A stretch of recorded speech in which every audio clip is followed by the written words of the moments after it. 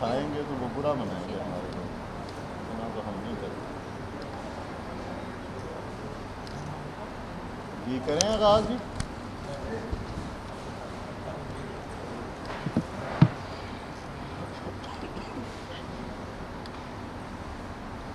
بسم اللہ الرحمن الرحیم۔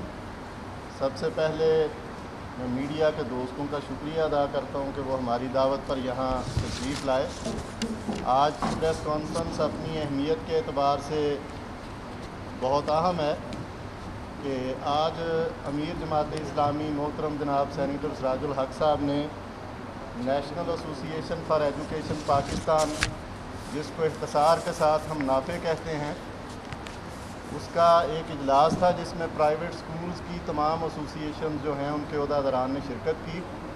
کیونکہ یہ بڑا ایشو چل رہا ہے، یہ پورے کا پورا جو کرونا وبا کا معاملہ ہے، اس پہ سارے ایشو پر تفصیلی گفتگو ہوئی۔ اور آج کی اس پریس کانفرنس میں ہمارے ساتھ موجود ہیں ڈائریکٹر نافع پاکستان جناب ہدایت خان صاحب، اور آپ سے مخاطب ہوں گے امیر جماعت اسلامی سینیٹر سراج الحق صاحب۔ میں ان سے گزارش کروں گا کہ وہ آج کے اجلاس کے حوالے سے اور اس ایشو کے حوالے سے پوری قوم کی بھی رہنمائی کریں، اور آئندہ کا جو لاہ عمل ہے جماعت اسلامی اس حوالے سے کیا پالیسی رکھتی ہے وہ آپ سے مخاطب ہوں اور آگاہ فرمائیں۔ محترم جناب سینیٹر سراج الحق صاحب۔ آپ تینوں میں سے ایک نے اٹھنا ہے، اگلے فاصلہ رکھے، اچھا ہے، مائنڈ نہ کرے۔ نظر حسین صاحب نے قربانی دی، بہت شکریہ۔ پریشان تو نہیں ہوئے؟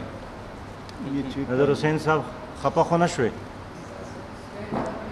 ہاں، سٹیج پر بھی فاصلہ ہے۔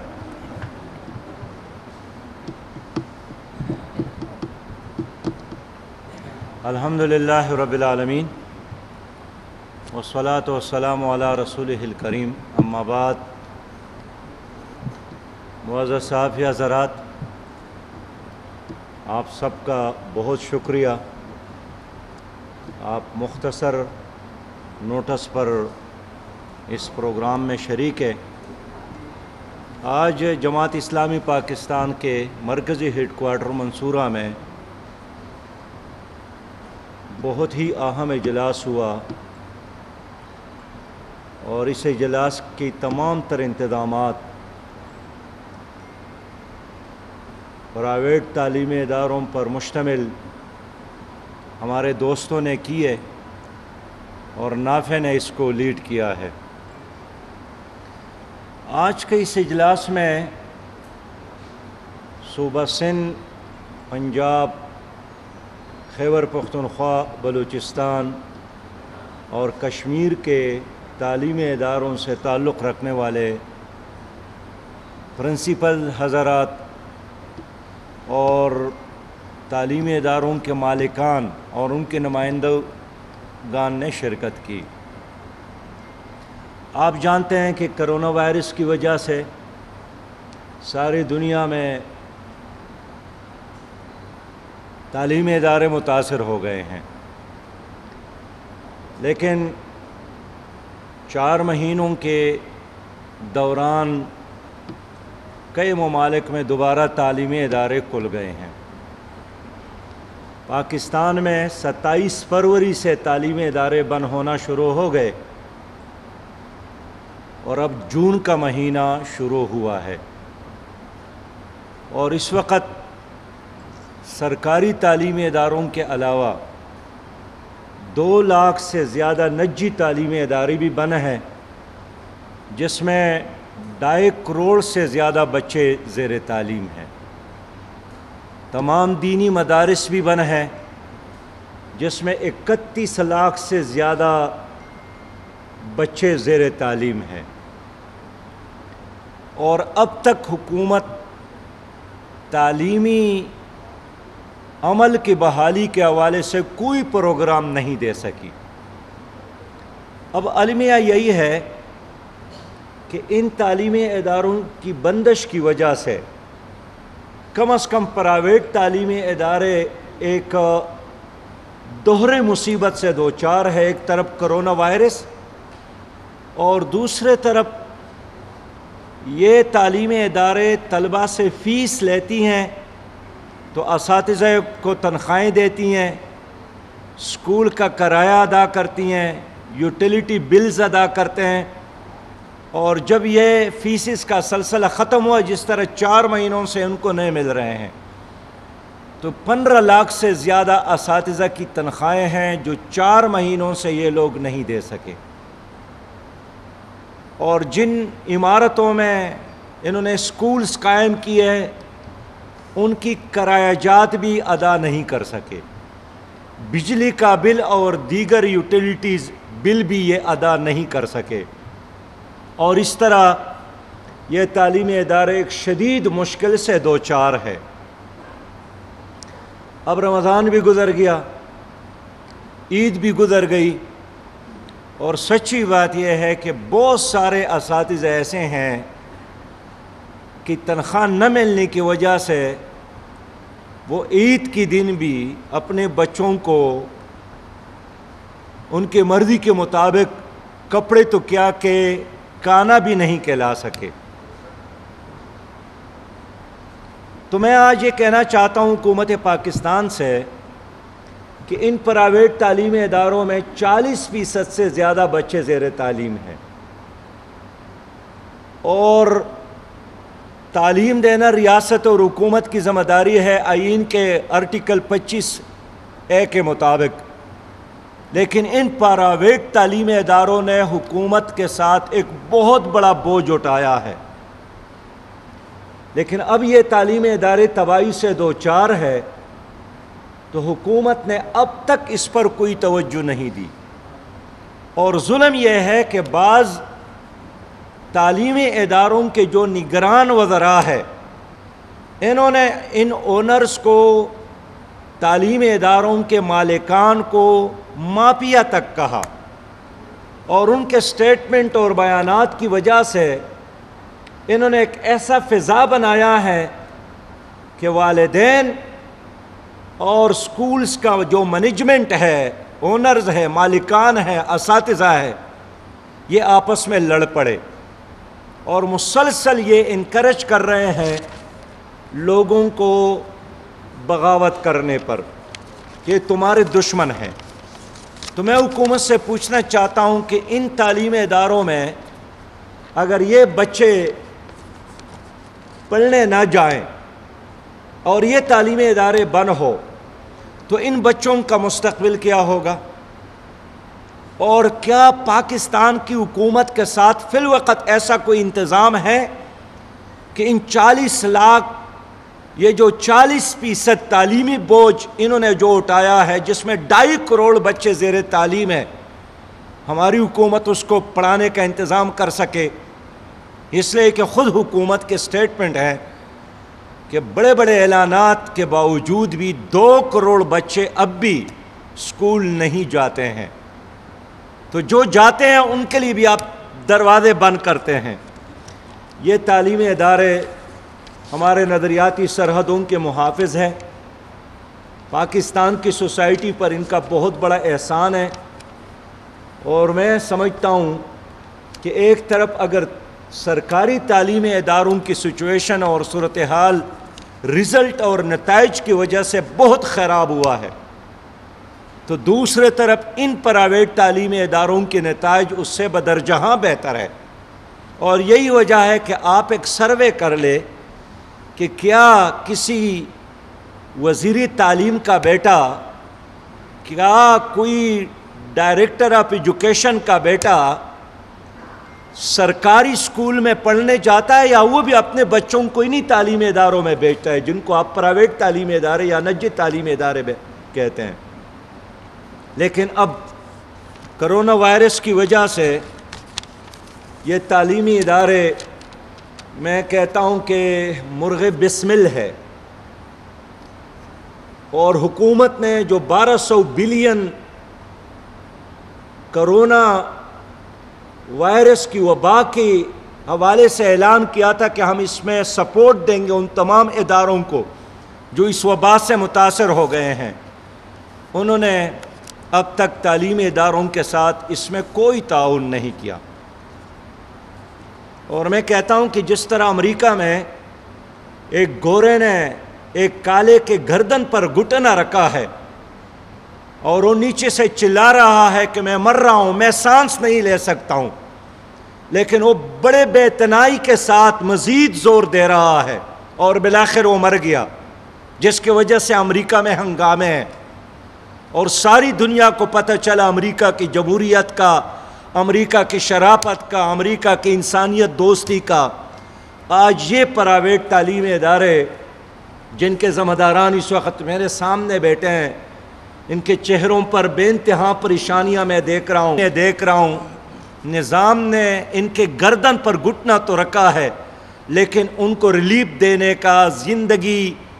گزارنے کا، چلنے کا کوئی تعاون نہیں دیا۔ تو میں آج حکومت پاکستان سے مطالبہ کرتا ہوں کہ ان تعلیمی اداروں کا بوجھ خود ہی اٹھا لے۔ اگر حکومت نہیں چاہتی ہے کہ ان کا بوجھ والدین پر پڑے لیکن پھر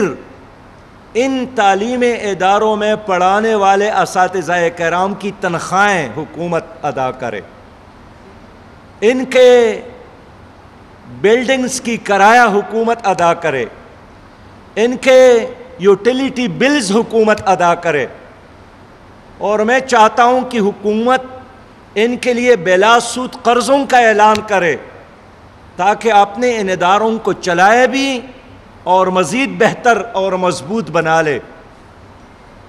میں حکومت سے کہنا چاہتا ہوں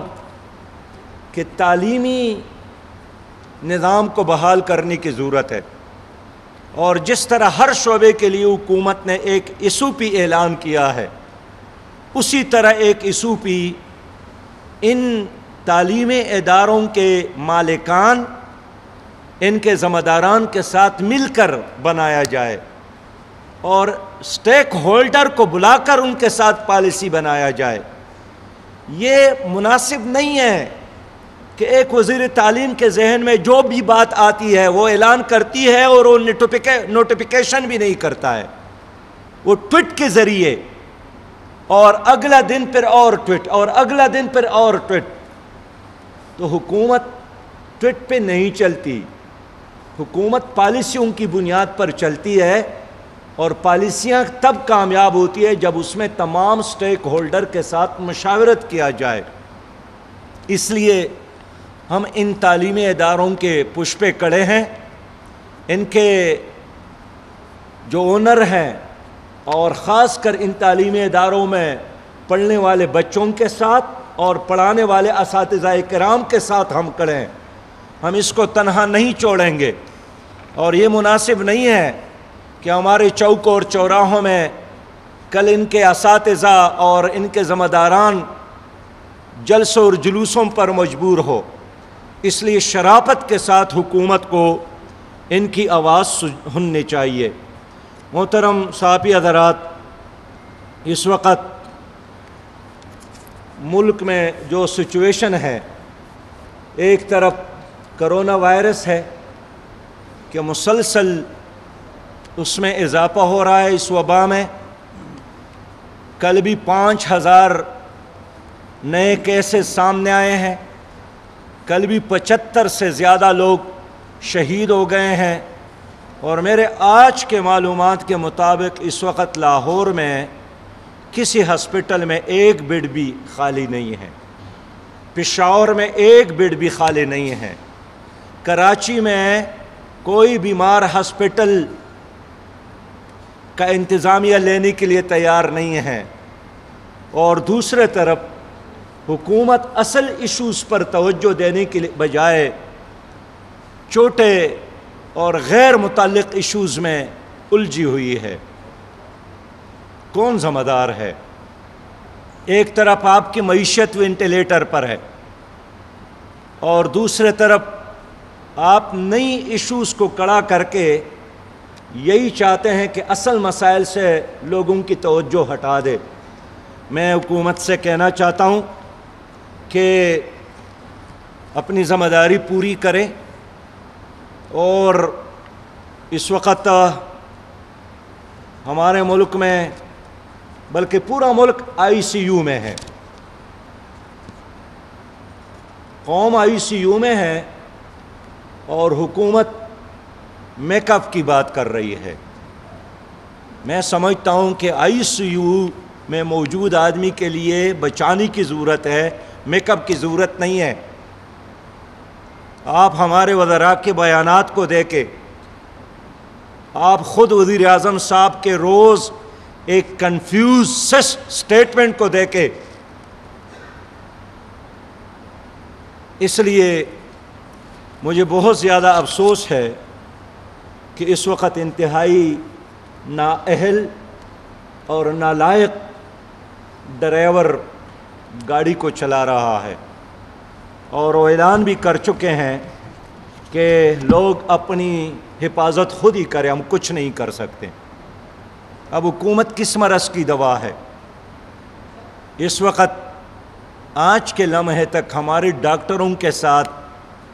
PPEs نہیں ہیں، تو آپ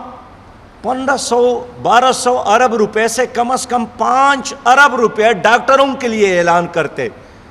کہ اس سے اپنے پروٹیکشن کا انتظام کرے، تاکہ آپ دل جمی کے ساتھ، یکسوئی کے ساتھ، اعتماد کے ساتھ مریضوں کی خدمت کرے۔ تو جو حکومت اپنے ڈاکٹروں کو بچانے کا انتظام نہیں کر سکتی، وہ مریضوں کے لیے کیا کرے گی؟ میرا کل ایک انتہائی مخلص دوست 2 دن پہلے شہید ہو گئے، ڈاکٹر تھے، قرآن کے حافظ تھے، اور یہ 3.5 مہینے مسلسل انہوں نے کرونا وائرس کی بیماروں کی خدمت کی، لیکن وہ خود بیمار ہو گئے، اور جان بچانے کے لیے اس کو جس انجیکشن کی ضرورت تھی، کسی ہسپتال میں ان کو انجیکشن نہیں ملی، اور ان کے بھائی نے کہا کہ میں نے 3 لاکھ روپے جیب میں رکھ کر پھر بلیک میں اس انجیکشن کو خریدنے کی کوشش کی، تو 3 لاکھ روپے میں بمشکل ان کو 1-2 انجیکشن مل گئے، لیکن وہ بھی اس لمحے کہ جب پھر وہ ان کے لیے کوئی فائدہ مند نہیں تھا۔ اب ڈاکٹروں کی یہ صورتحال ہے، نرسز کی یہ صورتحال ہے، طبی عملے کی یہ صورتحال ہے، اور سچی بات یہ ہے کہ میں روز سینکڑوں ٹیلی فون سنتا ہوں، اور لوگ بھی بسی کا اظہار کرتے ہیں کہ آپ ہمیں بتائیں، اس وقت ہمارے بیمار کو آکسیجن کی ضرورت ہے، وہ آکسیجن نہیں ملتا ہے، وینٹیلیٹر کی ضرورت ہے، وینٹیلیٹر نہیں ہے، اگر وینٹیلیٹر ہے تو وینٹیلیٹر کو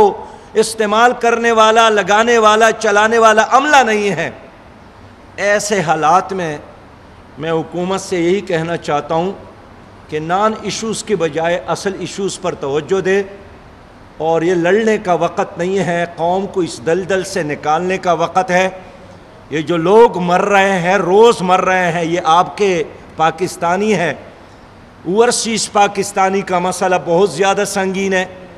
آج کے دن بھی سعودی عرب کے حجروں میں لاکھوں لوگ موجود ہیں،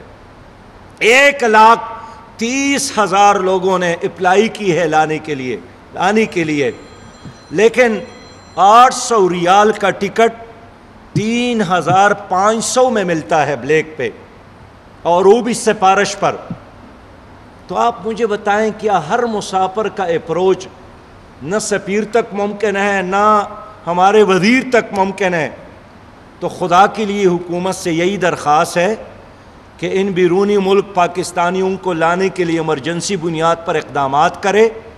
ان کے لیے فلائٹ کا انتظام کرے، اور یہاں جب آ جائے تو ان کو لوٹنے کی بجائے اور ان سے پیسہ بٹورنے کی بجائے اور ان کے ساتھ ایک مجرم جیسا سلوک کرنے کے بجائے عزت اور احترام کے ساتھ اس کا استقبال ہو اور ان کو گھروں تک پہنچانے کا اہتمام ہو۔ میں ایک بار پھر اپنے ان نجی تعلیمی اداروں میں کام کرنے والے آپ تمام بزرگوں کو، بھائیوں کو حوصلہ دینے کی کوشش کرتا ہوں اور اطمینان دلاتا ہوں انشاءاللہ تعالیٰ کہ ہم آپ کے ساتھ کھڑے ہیں۔ دینی مدارس میں پڑھنے والے اور پڑھانے والے اساتذہ اور بچے وہ بھی ہمارے ہیں، اور آپ لوگ جو خدمت کر رہے ہیں، حکومت کو وہ احساس ہو یا نہ ہو، ہماری قوم کو اس کا بھرپور احساس ہے، اور انشاءاللہ مصیبت کے اس لمحے میں آپ اکیلے نہیں ہیں، ہم آپ کے ساتھ کھڑے ہیں۔ ہمارے جتنے بھی نمائندگان ہیں، وہ خیبر میں ہیں، وہ سندھ میں ہیں، وہ سینٹ میں ہیں، وہ قومی اسمبلی میں ہے، وہ کہیں بھی ہیں، انشاءاللہ تعالی ان منتخب ایوانوں میں بھی ہم آپ کی آواز بنیں گے، اور چوک اور چوراہوں میں بھی ہم آپ کے ساتھ نظر آئیں گے انشاءاللہ۔